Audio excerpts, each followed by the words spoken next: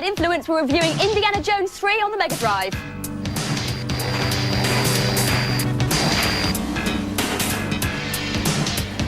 Zoom in on me, Eric on One, and I'll be using a home computer to edit some of the finest footage ever shot in the Bad Influence studio. And Z reports from the Nintendo hotline.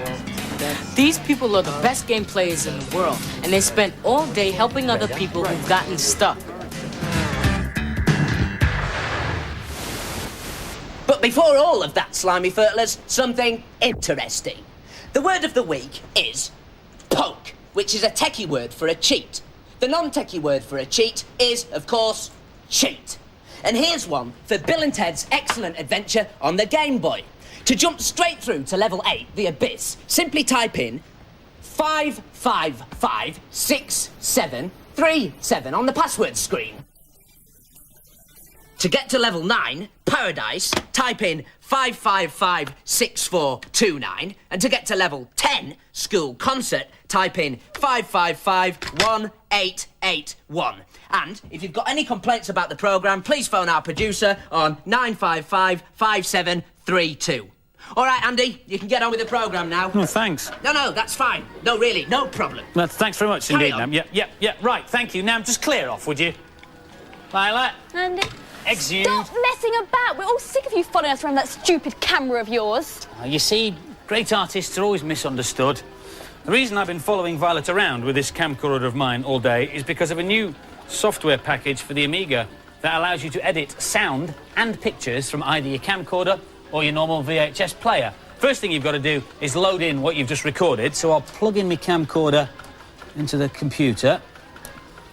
And then I'll do like all good directors do and check my rushes back. Excuse me. Now then, how is Nam looking? There he is. And I'm now loading in what I just shot on the camcorder into the computer through this bit of equipment here. It plugs into the hard drive port on the side of your Amiga, and it's called a digitizer or a decoder. What it does is it translates the information, the sound and the vision from the camcorder or the video recorder into a language that your computer can understand. And once it's all in there, you can do some really interesting stuff with it. Look, you can watch it forwards by dragging that along, or you can watch it backwards, or by changing up here the frames per second, you can watch it faster, or even slower. The most interesting stuff starts when you select this window, the edit window, because now all the video that I shot is being represented like a film in frame after frame after frame. So if I want to find some interesting bits of Nam, there was a bit, so we can start him there and then have him throw that over his shoulder, and if we end that there and then I select the loop window, we can watch him throw that over his shoulder again and again and again and again and again. Yes, thank you, Nam, that's quite enough of that. Using these other windows here, you can chop bits out, you can make it go backwards, you can put bits in, take bits out, change it all around. Along the bottom here is a pictorial representation of all the sound that went in on the video I've just shot.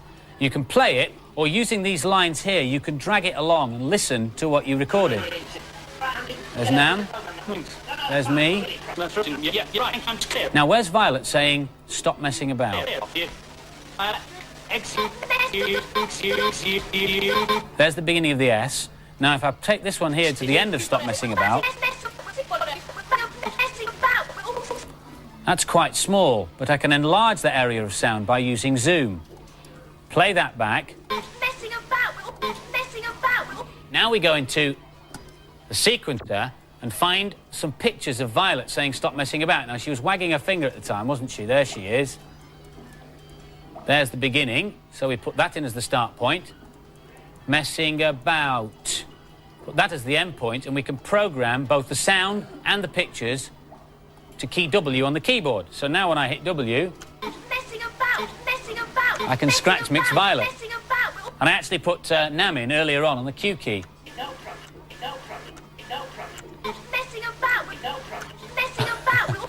The software and the digitizer will cost you about 70 quid. It will run on all Amigas and most Ataris. I think it's really good value for money. Obviously, it's not a full-blown editing package, but it's great fun when you can do this to Violet. Yes, thank you, Andy. Hollywood is waiting for you. And while we're on the subject of great movie directors, our main review this week is Indiana Jones 3 on the Mega Drive. Based on the film The Last Crusade, and you know the story. You've got to beat the baddies, find the Holy Grail, and rescue your old dad while you're at it. Here's Adam. This is an 8-bit conversion which still looks like an 8-bit game. It looks to me like they spent loads of money on the license and virtually no money on the game at all. The graphics and sound are rubbish, and the gameplay is even worse. This one is the stupidest parts of the game where Indiana has to jump in there, quickly avoid the rocks to get into the second one, and jump at the right time to avoid falling in the water by getting onto the rope. It just shows how much the game is based on luck rather than skill. The graphics are so pitiful. Just look at that background. I mean, you can easily get more than that onto one cartridge. If you like the film so much, just use your money and get a video instead. In a way, this game's cheap and nasty. Cheap for the manufacturers and nasty for us. It can take 10 weeks to save up for a Mega Drive game, so it's important to get one that's good. I wanted to give this 0 stars, but the scoring only goes down to 1, so when it is, I won't waste my money on this. It's not that bad. The whip effect's excellent, and the punching's good too. I'd have to mark it down a bit though, because the first level's pretty difficult. I expect a lot more from a 16-bit game, and the Mega Drive is definitely capable of more. They're just churning out any old stuff for Christmas. And so the final scores for Indiana Jones. The boys gave it a dreadful 1 out of 5, and the girls liked it a bit better, 3 out of 5. If you're a Nintendo fan over here, and who isn't, even President Bush is rumored to play, you need be away from your hero for more than a few seconds a day. For starters, you can snack on Mario cookies. There's everything from pie tins to placemats, from bags to poo floats, from socks to underpants, but I'm not gonna show you those. Actually, I'm not in a diner. This is Cafe Mario in Nintendo's American headquarters in Seattle. The people who eat their ham on rye, hold the mustard here, are among the best game players in the world because they're the people who man the hotline. Nintendo Gameplay, this is Robin. How may I help you? They're called game counselors, and they go through a grueling training program that lasts about 8 weeks and involves knowing pretty much everything there is to know about every game. Okay, the hammer is located in the big chest. Have you seen the big chest yet? No? Okay, we've got the big key. No, well, we got some work ahead of us. The service runs every day from 4 o'clock in the morning to 10 o'clock at night. And since it started, they've answered 42 million questions. One should knock the 2 heads off, then you'll be able to defeat the middle head, but you have to have the other 2 heads defeated first. Games counselors are a walk of just about any type of life, but you definitely have to have a love for video games and, of course, the dexterity to be able to play those games as well. It's a tough job, but somebody's got to do it. Not in that long passageway that goes to the other stairs? No, it's in one of the rooms. And if the geniuses get stuck, these are the instructions of every game ever made, and this whole thing is just for NES. We have a library of over 6,000 games available for anybody who wants to play the games.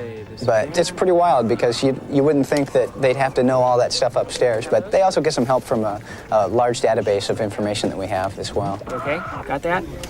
Good, good. We get some really cute kids calling up, very articulate and seem to know what they're talking about. And I've even talked to a few senior citizens in their 70s, and they're proud of it. Yeah.